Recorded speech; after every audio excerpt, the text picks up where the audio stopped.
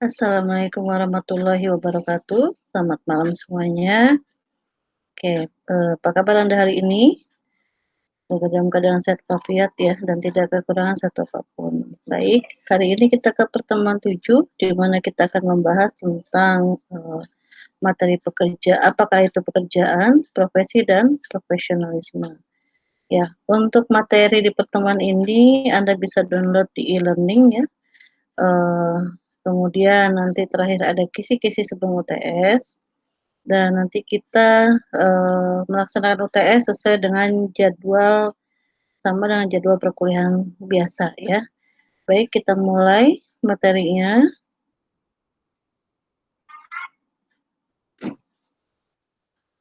Ya, pekerjaan, profesi, dan profesional. Kita bahas dulu tentang pekerjaan. Apa itu pekerjaan? Nah, kita bahas dulu kenapa kita bekerja ya. Jadi, kita sebagai manusia itu ada pasti kita ada beberapa kebutuhan yang harus kita penuhi.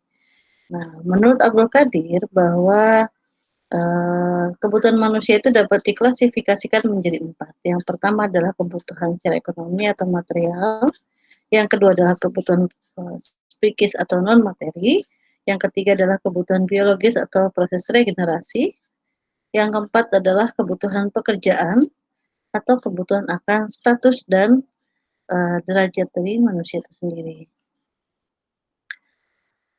Pekerjaan adalah berarti melakukan sesuatu yang mempunyai wujud kerja.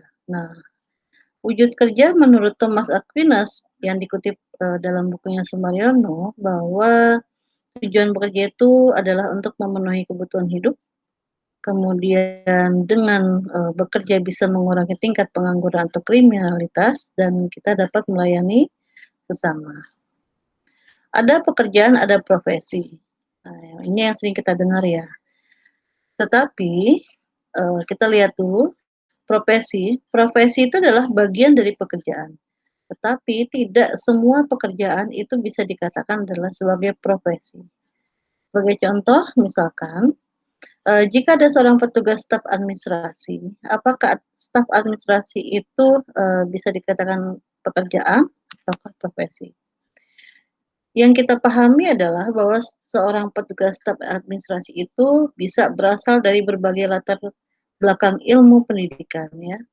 Nah, tapi beda halnya dengan seorang akuntan, pengacara, dokter, ya, di mana mereka itu adalah jenis pekerjaan yang membutuhkan pendidikan khusus. Jadi, profesi itu adalah satu pekerjaan, ya, yang mengandalkan keterampilan atau keahlian khusus yang tidak didapatkan pada pekerjaan-pekerjaan sebelumnya. Profesi juga ada satu pekerjaan yang menuntut pengemban profesi untuk terus memperbaharui keterampilannya sesuai dengan perkembangan ilmu, pengetahuan, dan teknologi.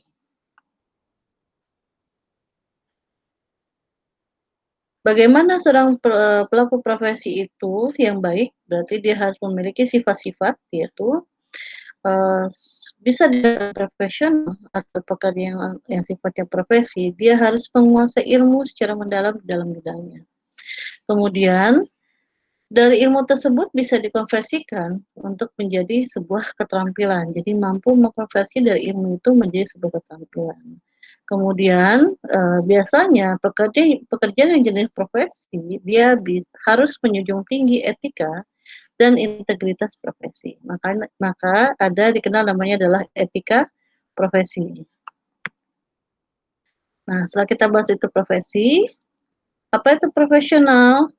Profesional itu adalah orang yang menjalankan profesinya secara benar menurut nilai-nilai normal, ya.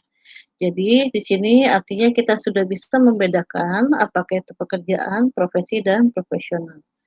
Kalau pekerjaan itu adalah bisa dikatakan jenis kegiatan ya yang dilakukan oleh manusia yang merupakan jadi kebutuhan manusia itu sendiri, itu berupa wujud kerja. Nah, kalau profesi, bagian dari pekerjaan di mana dalamnya tuh, harus, mempunyai keterampilan khusus atau biasanya menjalani, ilmu menjalani pendidikan tertentu ya, pendidikan secara khusus. Nah, kalau profesional itu berarti orang yang menjalankan profesinya secara benar menurut nilai-nilai normal. Makanya katakan ada pekerja yang profesional, berarti pekerja yang benar-benar menjalankan profesinya secara benar menurut nilai-nilai normal. Bagaimana untuk menjadi seorang yang profesional? Nah, untuk yang menjadi seorang profesional itu diperlukan, dia mempunyai komitmen yang tinggi ya, kemudian mempunyai tanggung jawab yang tinggi juga, mempunyai kejujuran, kemudian, mempunyai sistematik berpikir ya. Biasanya dia seorang profesional itu orang yang, eee, berpikir itu secara sistematis dan, dia menguasai dari segi materi.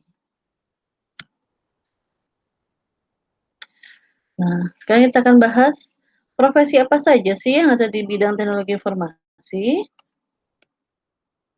Nah, yang nanti, di mana kita tahu bahwa banyak sekali jenis pekerjaan di bidang IT ya, tapi kita akan lihat apakah dia berupa profesi saja atau pekerjaan saja ya, nanti kita akan bahas lebih lanjut. Nah, secara umum pekerjaan di bidang IT itu dibagi menjadi 3 kelompok. Nah, kelompok ini berarti sesuai dengan bidangnya. Ada yang bidangnya kelompok pertama itu berkaitan dengan perangkat lunak ya, atau software. Ada yang, kelompok kedua bisa di perangkat kerasnya atau dari segi hardware-nya. Dan yang ketiga adalah kelompok yang biasanya lebih ke, sistem informasi manajemen atau me-manage suatu informasi. Nah, kita bahas dulu di kelompok pertama. Kelompok pertama itu adalah, orang yang bergelut di dunia perangkat lunak atau software, baik itu yang dia merancang sistem operasi, merancang database, maupun dia membuat sebuah sistem aplikasi. Nah, dalam kelompok pertama ini atau yang, dalam orang yang bekerja dalam bidang software, itu dikelompokkan kembali menjadi beberapa jenis pekerjaan. Seperti yang kita tahu ada namanya adalah seorang sistem analis ya, atau seorang analis sistem. Jadi, sistem analis itu adalah orang yang bertugas menganalisa sistem yang akan diimplementasikan. Jadi, dia mulai dari awal, dari mulai menganalisa sistem, kemudian kelebihan, sistem itu seperti apa dan kekurangan sistem itu seperti apa, sampai kepada studi kelayakan. Kira-kira layak tidak ya kalau membuat sistem tersebut, kemudian desainnya seperti apa dan sebagainya ya. Jadi, maka desain yang akan dikembangkan.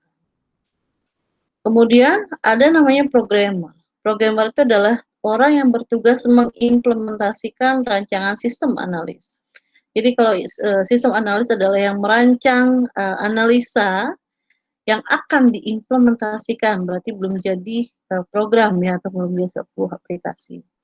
Nah, programmer tugasnya adalah mengimplementasikan rancangan sistem analis yang yaitu membuat program baik itu dari aplikasi maupun sistem operasi sesuai dengan yang dianalisa sebelumnya. Kemudian ada istilah namanya web designer dan web programmer. Web design web designer itu adalah orang yang melakukan kegiatan perencanaan termasuk dalamnya adalah studi kelayakan, analisis dan desain terhadap suatu proyek pembuatan aplikasi berbasis web. Ini kurang lebihnya sama seperti sistem analis, tetapi bedanya ini lebih, spesifik pembuatan, sistemnya yang berbasis web, ya. Kemudian ada namanya web programmer. Web programmer itu adalah orang yang bertugas mengimplementasikan rancangan web designer, yaitu bagaimana membuat program berbasis web sesuai dengan desain yang telah dirancang sebelumnya. Nah, jadi sama kayak tadi ya, eee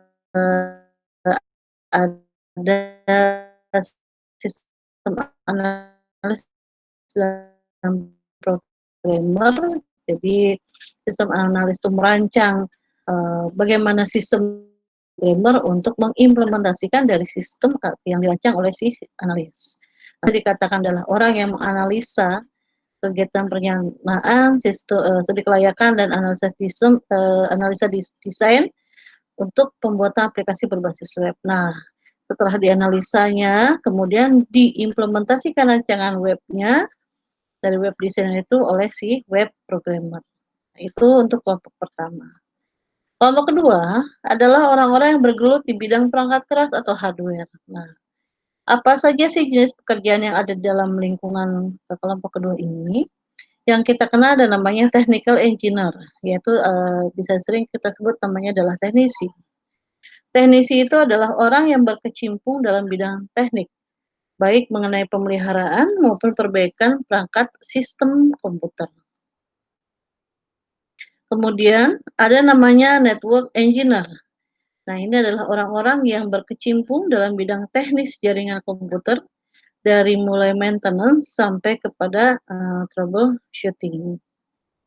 Itu di kelompok kedua, lebih ke hardware. Kemudian ada kelompok ketiga. Kelompok ketiga itu adalah orang yang berkecimpung dalam operasionalnya dari sebuah sistem informasi. Nah, dia yang bertugas memanage secara operasional sistem informasi itu seperti apa, ini ada di kelompok ketiga. Jenis-jenis pekerjaan yang ada di kelompok ketiga ini, yang pertama yang kita kenal ada namanya EDP operator atau Electronic Data Processing ya, atau sebut bisa dikatakan operator komputer. EDP operator ini adalah orang yang bertugas mengoperasikan program-program yang berhubungan dengan electronic data processing dalam lingkungannya di sebuah perusahaan atau organisasi. Jadi di kelompok ketiga ini yang EDP operator dia hanya bisa mengoperasikan programnya saja. Kemudian ada namanya sistem administrator. Nah, sistem administrator ini adalah orang yang bertugas melakukan administrasi terhadap sistem, melakukan pemeliharaan terhadap sistem, memiliki kewenangan mengatur hak akses terhadap sistem, jadi mengatur siapa saja yang berhak untuk mengakses sistem tersebut, serta hal-hal lain yang berhubungan dengan pengaturan operasional sebuah sistem. Kemudian ada MIS atau Manajemen Information System Director ya. Jadi ini orang yang memiliki wewenang paling tinggi, top manajemen dalam sebuah sistem informasi ya. Itu adalah MIS Director. Jadi yang memiliki wewenang paling tinggi terhadap sebuah sistem informasi. Dia tugasnya dalam melakukan manajemen terhadap keseluruhan sistem, baik itu dari perangkat kerasnya, perangkat lunaknya, ataupun sumber daya manusianya. Ya, jadi kembali lagi, kalau EDP hanya menggunakannya saja, menggunakan atau mengoperasikan programnya saja. Kalau sistem administrator mengatur kewenangan hak akses, pemeliharaan dan sebagainya. Kalau MIS Director adalah orang yang melakukan keseluruhan, yang memanage secara keseluruhan, ya, baik di perangkat keras, perangkat lunak ataupun sumber daya manusianya, ya. Itu ada di kelompok ketiga.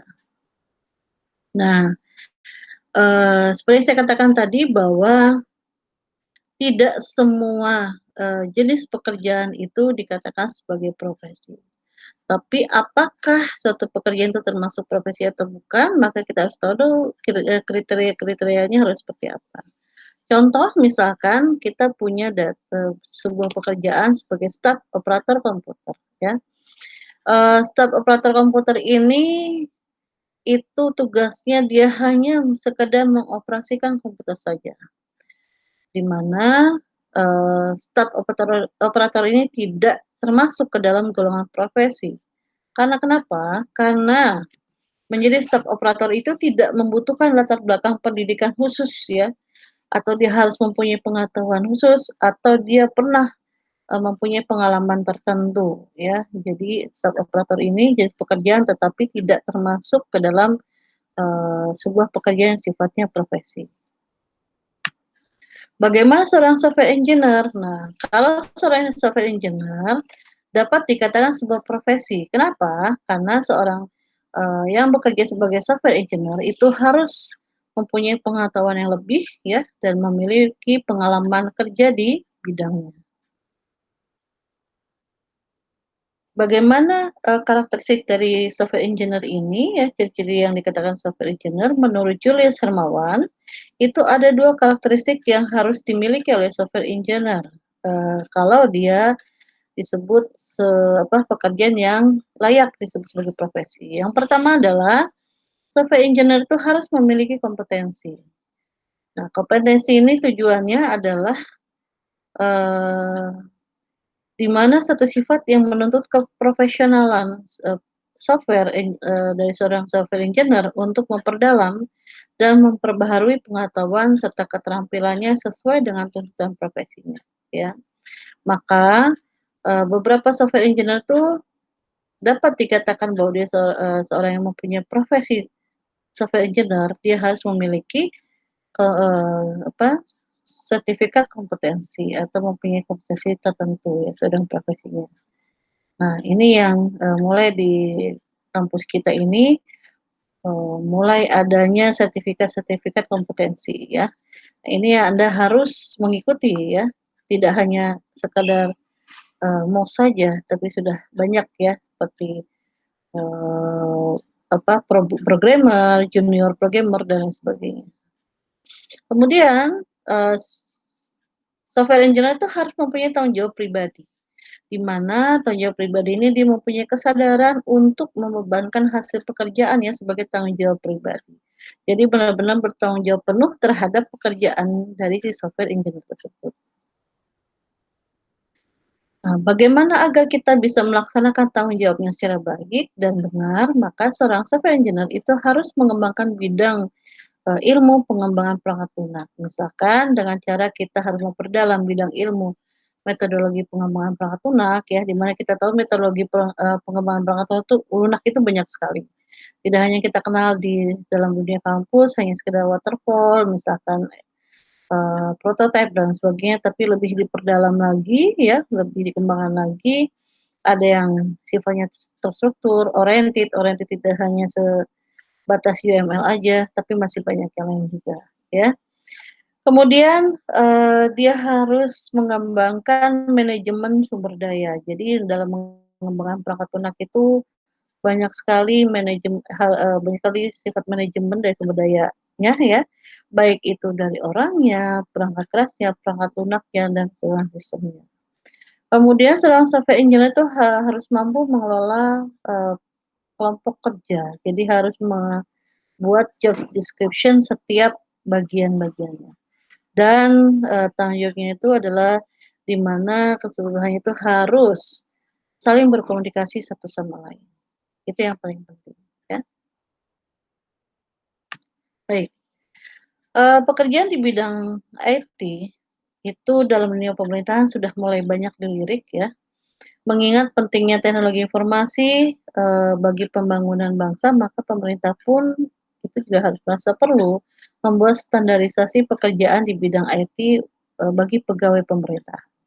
Nah, institusi pemerintah itu mulai mengklasifikasikan pekerjaan dalam bidang teknologi informasi itu sejak tahun 1992.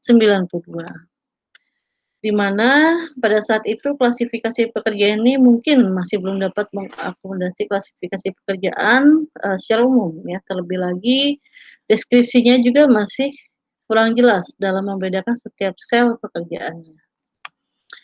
Oke, dalam, sistem pemerintahan atau pegawai negeri sipil ini yang bekerja pada teknologi informasi itu, yang bergerak atau yang bekerja dalam bidang itu disebut dengan peranata komputer. Apakah itu peranata komputer? Kita lihat, adalah seorang, yang diangkat sebagai pejabat peranata komputer ya, yang ditetapkan oleh menteri, jaksa agung, pimpinan kesekretariatan lembaga tertinggi, negara, pimpinan lembaga pemerintahan non-departemen, dan gubernur daerah tingkat 1. Kemudian syarat-syaratnya apa saja untuk menjadi seorang, peranata komputer?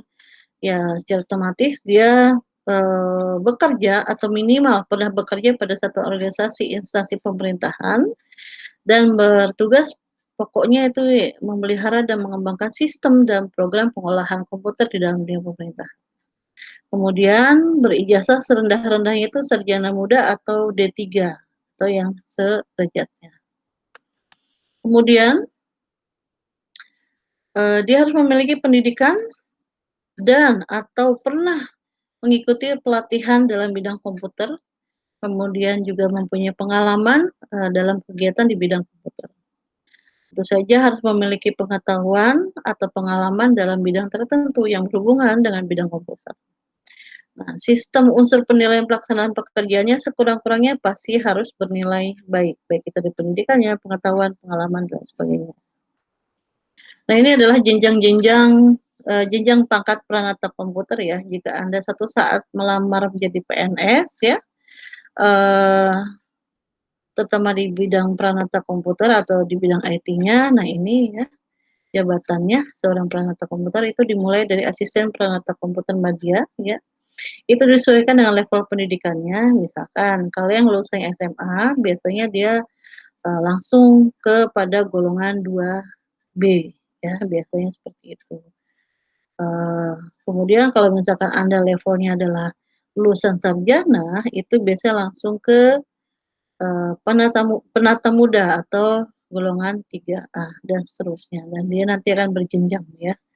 Ada istilah asisten peranata komputer media, asisten peranata komputer, ajent peranata komputer muda dan lain sebagainya. Nah, nanti suatu saat Anda mengikuti tes CPNS, Anda perhatikan jabatan peranata komputernya seperti ini.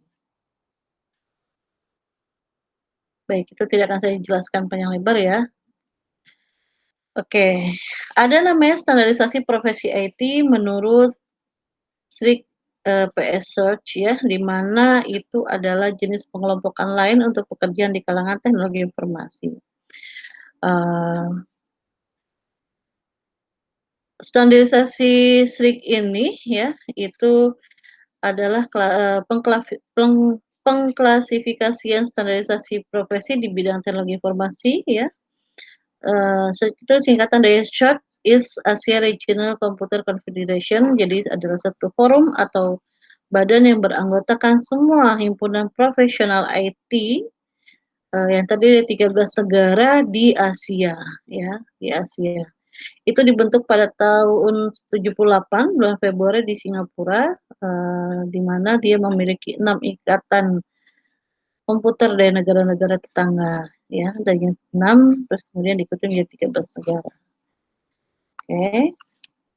Indonesia sebagai anggota SEARCH yang paling aktif dalam berbagai kegiatan yang dilaksanakan oleh SEARCH ya. Salah satunya adalah dengan Special Regional Interest Group on Professional Standarisasi ya. Jadi ada satu lembaga yang mencoba di mana tugasnya adalah satu grup atau forum yang tugasnya adalah untuk merumuskan standarisasi pekerjaan dalam dunia IT, termasuk diantaranya yang berkaitan dengan nanti BNSP ya, atau sebuah lembaga profesi negara ya. Model set ini itu pembagian jobnya ada 2 lingkungan ya, merupakan model 2 dimensi yang mempertimbangkan dari jenis pekerjaannya dan tingkat keahliannya atau tingkat pengetahuan yang dibutuhkan. Nah, ada beberapa kriteria yang menjadi pertimbangan dalam mengembangkan klasifikasi job tersebut, atau yang dikenal misalkan ada kenapa jadi istilahnya junior web programmer dan sebagainya ya. Itu yang pertama, salah satunya adalah dari cross country, cross enterprise applicability. Nah, ini adalah job yang diidentifikasikan itu relevan sesuai dengan kondisi dari region atau bisa dilihat dari daerahnya, negaranya, wilayahnya pada setiap negara tertentu ya. Serta memiliki kesamaan pemahaman atas setiap fungsi dari pekerjaannya. Yang kedua berdasarkan function oriented ya, bukan kepada title oriented. Jadi maksudnya pekerjaannya itu berorientasi terhadap fungsi. Yang berarti bahwa gelar atau titel yang diberikan dapat saja berbeda, tetapi fungsinya itu sama ya. Gelar dan title dapat berbeda pada negara yang berbeda. Contoh misalkan nggak usah di berbeda negara, di Indonesia saja. Kalau dulu lulusan sarjana teknik informatika itu gelarnya adalah ST, sekarang menjadi Eskom ya. Itu 2 gelar yang, berbeda tetapi mempunyai fungsi yang sama, sama-sama lulusan sarjana komputer. Di negara kita dan negara, luar pun juga akan memiliki nama yang berbeda, nama gelar dan titel berbeda tetapi sama-sama sebagai, misalkan gelar komputer ya, lulusan di komputer. Kemudian ada testable atau certificable ya, di mana klasifikasi pekerjaan ini dia bersifat testable, yaitu fungsinya didefinisikan dengan, cara diukur atau diuji. Nah ini,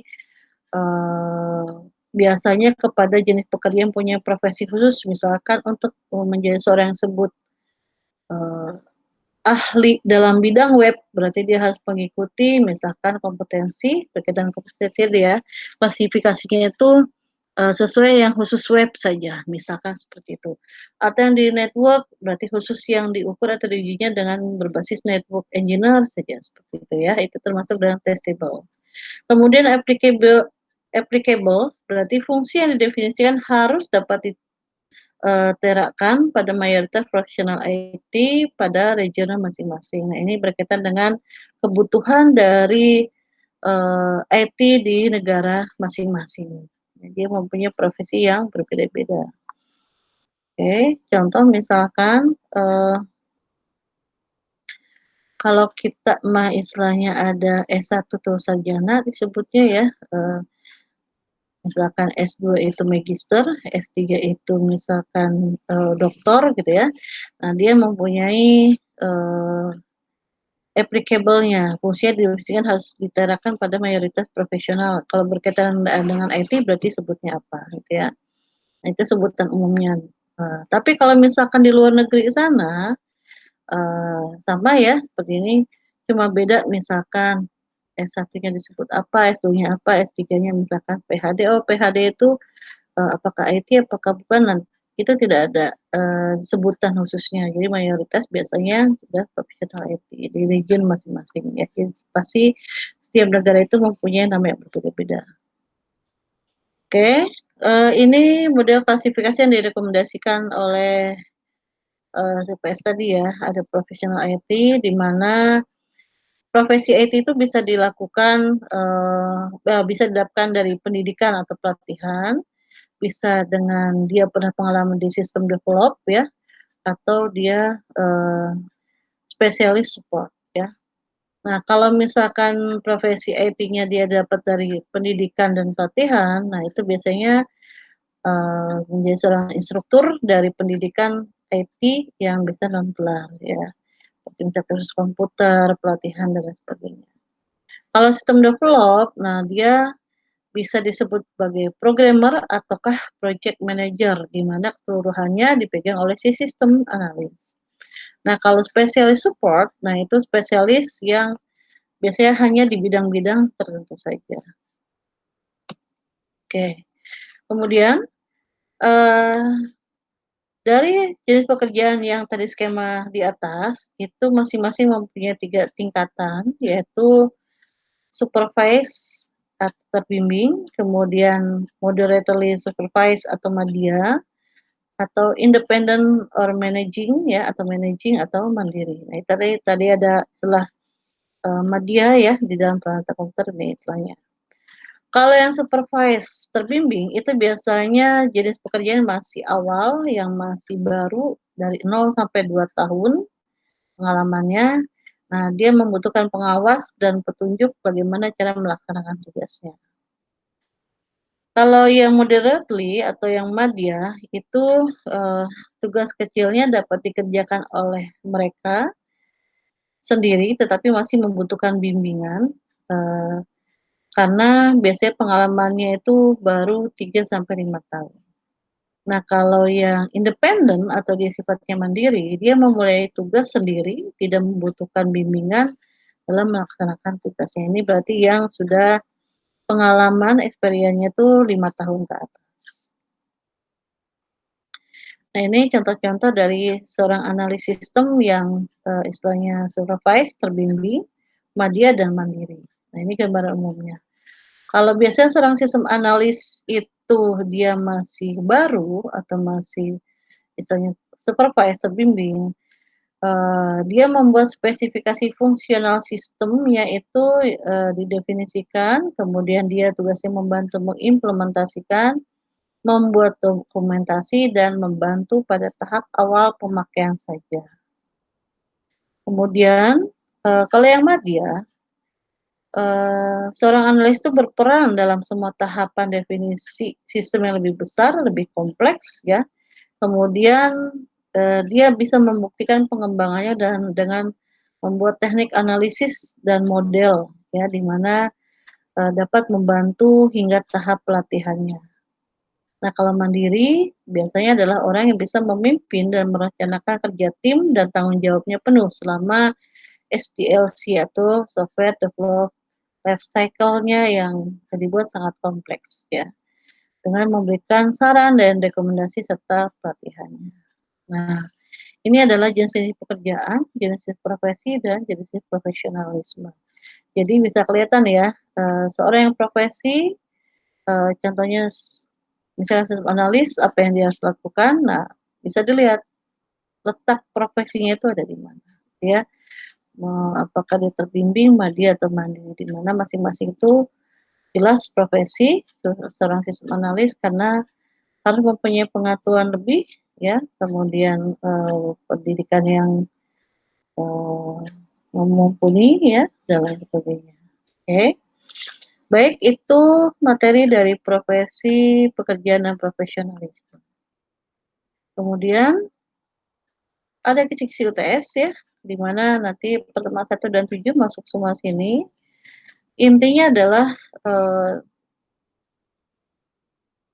yang dibahas di pertemuan 1 sampai 7, ada pengertian komputer dan penggunaan komputer di masyarakat, kemudian penerapan komputer dalam berbagai bidang ya, kemarin sudah dijelaskan ada kurang lebih 11 ya, tapi yang kemarin maju ada 10 kurang lebih, kemudian ada ergonomik. Ergonomik itu tata cara bagaimana kita menggunakan komputer dengan baik, kemudian jenis-jenis tipe masyarakat, seperti yang saya jelaskan di materi, keberapa tadi ya, 3 apa 4 saya lupa, tentang tipe masyarakat seperti masyarakat agraris, kemudian, tradisional ya, dan ada masyarakat peralihan. Kemudian pekerja dan profesi seperti yang tadi sudah dibahas, ya. Itu kisi-kisi UTS. Yang saya harapkan adalah dalam mengisi, UTS ini semua adalah hasil pemikiran, hasil analisa, hasil yang Anda dapatkan gitu ya. Jadi, eee, boleh mengambil referensi tapi tidak boleh dengan kalimat yang sama, usahakan dengan kalimat-kalimat yang Anda pahami sendiri untuk dituliskan. Itu yang menjadi penilaian penting di dalam, UTS ini. Oke, baik, itu materi hari ini ya, kemudian kisi-kisi UTS sudah ada. Jangan lupa, untuk ETS-nya, seperti perkuliahan biasa jadwalnya ya, tidak ada jadwal khusus, dan nanti Anda langsung mengisi absensi UTS dan kemudian mengerjakan hasil UTS. Ujiannya hanya diberikan 1 kali sesuai dengan jadwalnya, oke. Nanti sistem ujiannya tinggal dibaca, tapi saya jelaskan saja.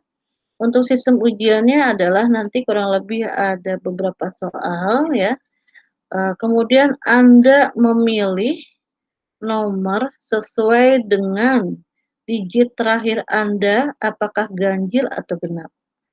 Kalau Anda mempunyai, digit terakhir dari NIM Anda itu ganjil, berarti Anda mengerjakan soal ganjil. Begitupun sebaliknya, kalau digit terakhir NIM Anda itu genap, maka Anda harus mengerjakan soal yang genap, ya. Oke, terima kasih Anda sudah menyimak video ini. Assalamualaikum warahmatullahi wabarakatuh.